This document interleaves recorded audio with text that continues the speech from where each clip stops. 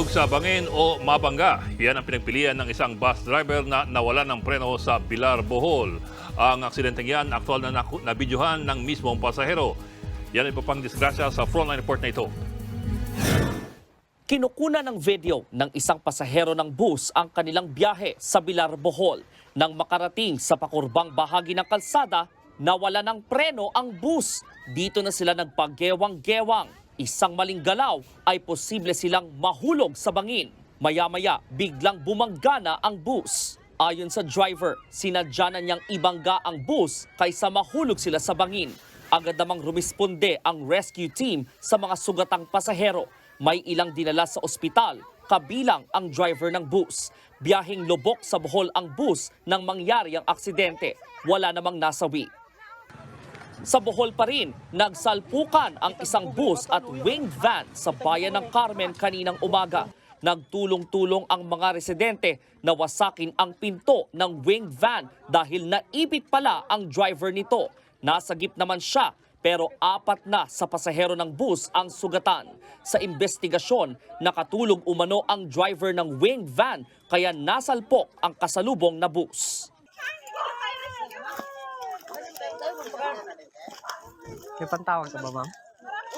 Nadisgrasya ang pampasaherong van na ito sa barangay Labog sa Sofronio, Española, Palawan kahapon ng umaga. Ang mga sakay, duguan at iniinda ang mga sugat sa katawan.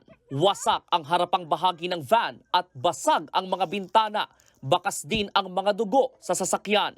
Ayon sa uploader ng video, galing Quezon, Palawan ang van at binabaybay ang National Highway papuntang Buliluyan. Madulas daw ang daan noon dahil sa maulang panahon, kaya posibleng nawalan ng kontrol ang van at napunta sa damuhang ito. Naidala sa ospital ang mga sugatan at nagpapagaling na. Patuloy ang investigasyon.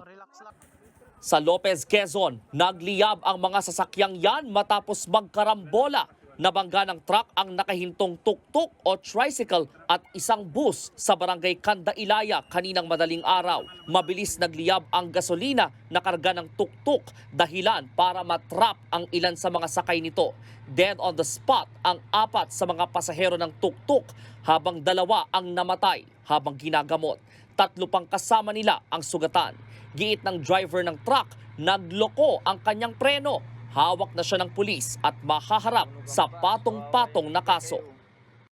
Habang sa Imus, Cavite, patay ang isang rider matapos magulungan ng truck. Pasado alas 11 kagabi nang mangyari ang aksidente. Sa investigasyon, nag-overtake ang rider sa truck pero nawalan ito ng kontrol, natumba, saka pumailalim at nagulungan ng truck.